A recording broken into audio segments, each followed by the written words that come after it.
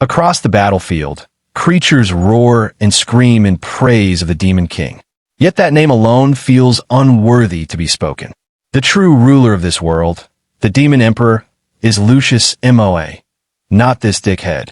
Our MC stands in silence, watching the chaos unfold.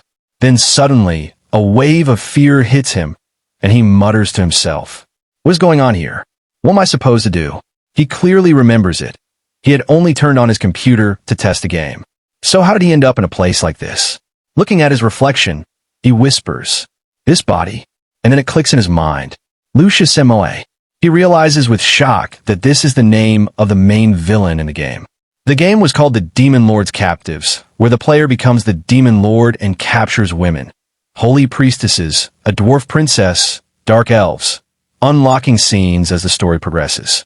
When it was first released, it sold out quickly, but due to poor marketing, it was abandoned. Strange incidents followed, development stopped, and the game was left unfinished. Within that world, captured heroines would turn into goddesses, traitors would emerge from within the demon army, and chaos would consume everything.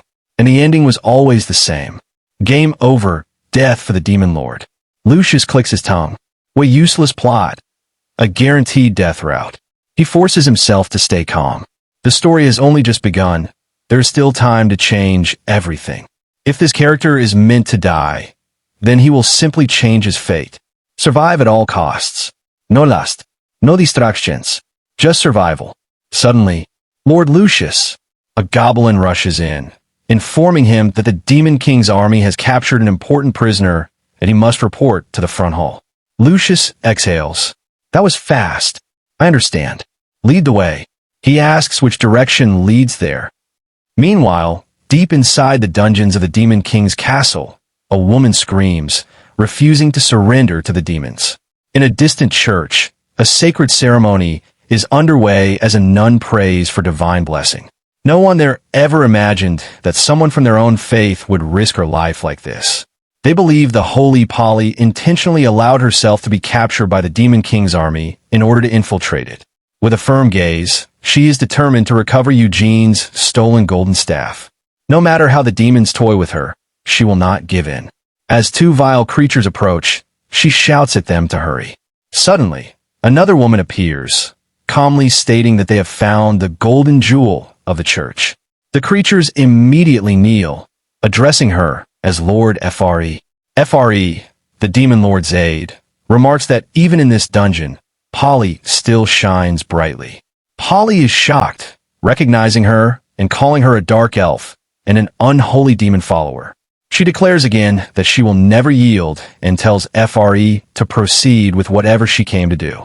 Fre smiles and says she likes Polly's spirit, hoping she can remain so defiant in the future. But unfortunately, that resolve will not save her. Fre then announces that the true ruler of this army will meet her personally, His Imperial Majesty. With that, she activates a teleportation spell, bringing them before a massive double door. Nervous, Polly asks if the Demon King is beyond it. In her mind, she imagines demons in simple ranks and a larger being as their king, but she insists she is not afraid, even if it turns out to be false courage. The doors slowly open, and they step inside the hall. On the other side, a man stands calmly, smiling as he waits. Fre bows and announces, Lord Lucius, the St. Polly has arrived. Polly freezes. In her mind, this must be the feared Demon King, known as the White Beast. Yet he looks nothing like the stories. Instead, he appears strangely composed, and even handsome. She quickly scolds herself internally, insisting it must be an illusion and she must stay focused. Lucius looks at her and wonders if she is the golden jewel mentioned in reports, as if this were just another scripted event in a game. At the same time, he questions his own thoughts, trying to remain calm and detached. Suddenly, Polly shouts at him to stop pretending. She claims her body feels strange, possibly due to some magical influence or substance. Lucius calmly denies everything and asks her to relax. The Dark Elf suggests using interrogation tools or magical methods to extract information, even offering specialized potions and mind control techniques. Lucius immediately refuses, saying none of that is necessary. Polly panics, insisting she will never abandon her faith. The dark elf becomes irritated and lashes out at her, but Lucius suddenly stops her. Internally, Lucius struggles, wondering if he is showing favoritism. The dark elf, on the other hand, fears disappointing him. Each of them misreads the situation in their own way. Lucius then notices something and, after a brief pause, decides to move Polly elsewhere. The dark elf is ordered to take her away, while Lucius silently considers how to handle the situation without disrupting his plans. Polly, confused and frightened, is taken away, unsure what awaits her next in the Demon King's castle. Polly is taken deeper into the castle, still confused and tense, unsure whether she is being interrogated or prepared for something worse. The dark elf escorts her silently, while Polly keeps telling herself she must not break no matter what happens. Soon, she is brought to a bath area and briefly left in a state of uncertainty. Polly becomes nervous, wondering if this is just a calm setup before torture or psychological manipulation. She steels herself, insisting she will endure anything. Afterward, she is led into a room far more luxurious than expected. The interior is soft, elegant, and almost comforting. Polly is stunned, unable to understand why a prisoner would be placed somewhere like this. She tries to convince herself it is all part of a scheme meant to weaken her will. But despite her resistance, she ends up relaxing for a moment on the bed, surprised by how comfortable it is. For a brief instant, she questions whether the Demon King is really as cruel as the story said. Immediately, she rejects the thought, blaming it on illusion or trickery meant to corrupt her mind. Time passes without incident. Polly eventually falls asleep without realizing it. The next morning, she wakes up suddenly in shock, realizing she has stayed there the entire night. She becomes angry at herself, convinced the room itself is designed to break her mentally. At that moment, the dark elf returns and tells her to change clothes, saying the demon lord is currently in a strategic meeting. Polly is handed a maid outfit. She reacts strongly, believing this is humiliation meant to crush her pride. However, after inspecting it, she forces herself to stay composed, insisting that even a saint can endure such things. The dark elf interprets this differently, thinking the demon lord must be using psychological tactics instead of torture. Polly, meanwhile, grows more suspicious, convinced everything is part of a deeper manipulation plan. Shortly after, Lucius is seen casually calling for tea as if nothing unusual is happening. Polly confronts him, accusing him of pretending and mocking her situation. Lucius responds calmly, acting indifferent. As tensions rise, a subordinate enters the room unexpectedly, interrupting the strange atmosphere and causing embarrassment for everyone present. Lucius quickly shifts focus, calling it a tactical meeting instead. Soon after, a full military briefing begins. Reports of battlefield movements, troop positions, and strategic advances are discussed in detail. Polly listens in shock, realizing she is hearing sensitive war plans firsthand. Lucius assigns commanders and adjusts the operation plan, including sending units to the front lines in unexpected ways. Polly becomes alarmed, thinking the Demon King is making dangerous decisions that could lead to disaster. But Lucius remains confident, treating it all as calculated moves based on knowledge only he understands. Just by following it, he can easily defeat the allied forces and capture the next character. It's so simple that even a fool could succeed. Still, he deliberately rejects the plan. He says there's no need to worry about those troops, surprising the Dark Elf, and appoints Secretary Bradley as the vanguard of this operation. Bradley is shocked. He is ordered to secure victory in a single push and lead his forces straight toward the Fortress of Aun. Bradley argues that the demons in that legion are not fully developed yet, so they won't be able to handle it, and that FRE's original plan would achieve the same result. Lucius asks if he is questioning his decision. Bradley immediately denies it, saying he just doesn't understand. Our hero thinks, of course, he wouldn't understand. After all, he's basically sending Bradley to his death. As the game progresses, his own death gets closer, so making reckless choices without worrying about bad endings feels natural.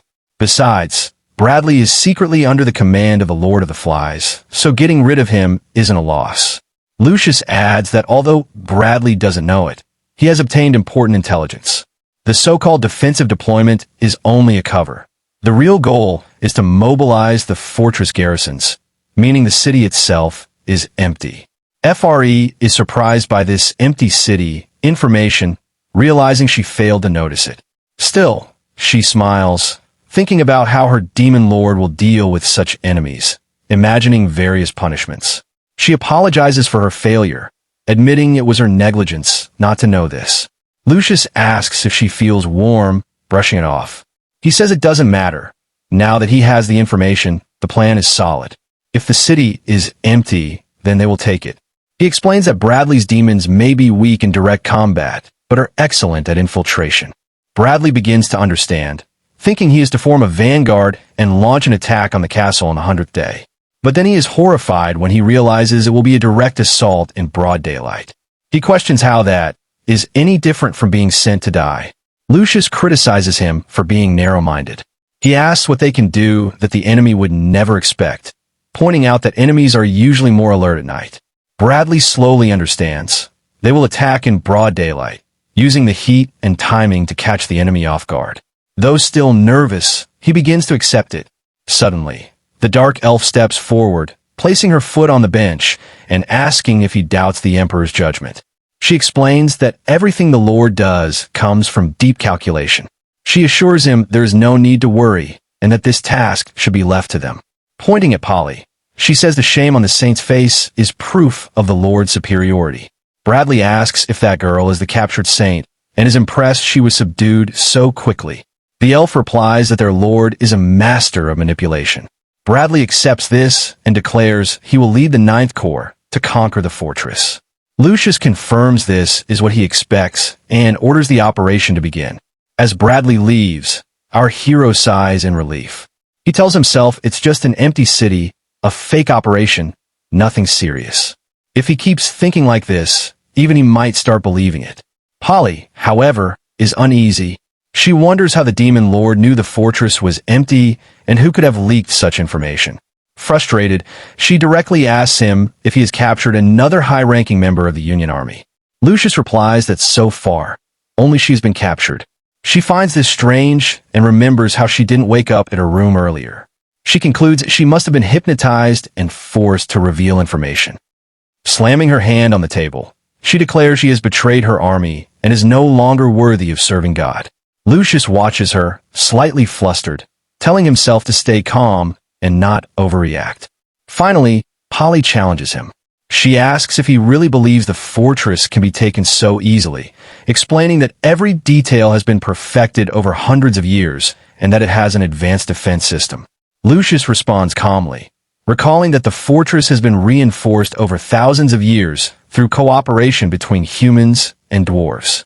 Polly insists that is exactly why it is so strong and impossible to conquer. Lucius agrees, saying it is indeed an invincible fortress. But then he asks, if flying units attack from the air in broad daylight, how many could actually survive? Wouldn't they just become easy targets? As he speaks, Polly notices his growing excitement and feels something is off.